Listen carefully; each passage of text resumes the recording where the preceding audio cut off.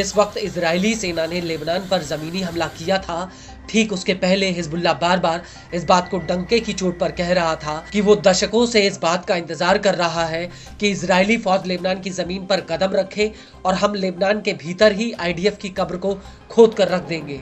हालांकि लेबनान पर जमीनी हमला करने से पहले 27 सितंबर 2024 को आईडीएफ ने बेरूत एयर स्ट्राइक में हिजबुल्लाह प्रमुख हसन नसरल्लाह को ढेर कर दिया और इसके बाद इजरायली फौज ने लेबनान पर जमीनी हमला कर दिया था।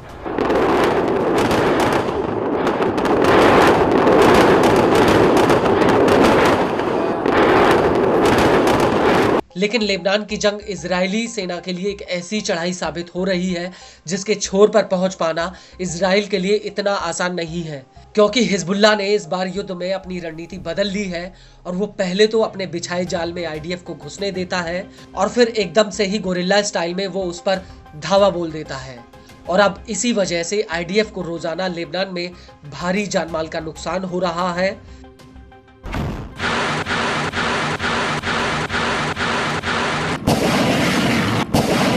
दरअसल लेबनान में 13 नवंबर 2024 को हिजबुल्लाह के साथ मुठभेड़ में आईडीएफ के 6 जवानों की मौत हो गई और सितंबर में लेबनान पर जमीनी हमला करने के बाद से ये आंकड़ा सबसे बड़ा है, जब एक ही दिन में आईडीएफ के 6 जवान मारे गए हों।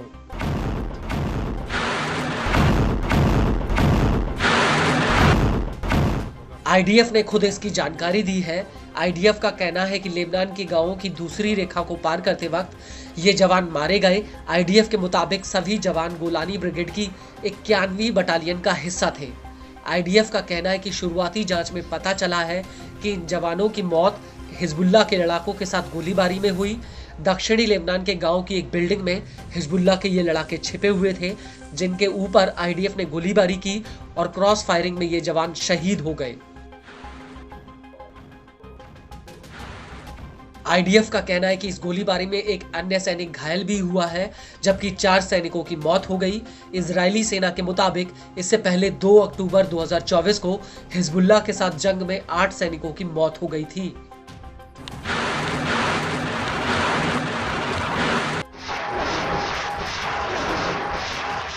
वहीं दूसरी तरफ आईडीएफ ने हिजबुल्लाह के ऊपर जवाबी हमला किया है। इजरायली जेट्स ने बेरूत के उपनगरीय इलाके में कई हवाई हमले किए। आईडीएफ का कहना है कि उसने हिजबुल्लाह के हथियार डिपो और कमांड सेंटर को मिट्टी में मिला दिया और इस हमले के बाद आईडीएफ ने 2 बिल्डिंगों का नक्शा जारी करके आम नागरिकों से कहा कि वो इन बिल्डिंगों से कम 500 मीटर की दूरी पर चले जाएं। आईडीएफ के मुताबिक उसने लेबनान और सीरिया बॉर्डर पर भी एयर स्ट्राइक की है। आईडीएफ का दावा है कि इस रूट का इस्तेमाल हिजबुल्लाह सीरिया के जरिए हथियार मंगाने के लिए करता था। आईडीएफ का ये भी कहना है कि इन रास्तों का इस्तेमाल हिजबुल्लाह की यूनिट 4400 द्वारा ईरान से लेबनान में हथियार मंगाने के लिए किया जाता था।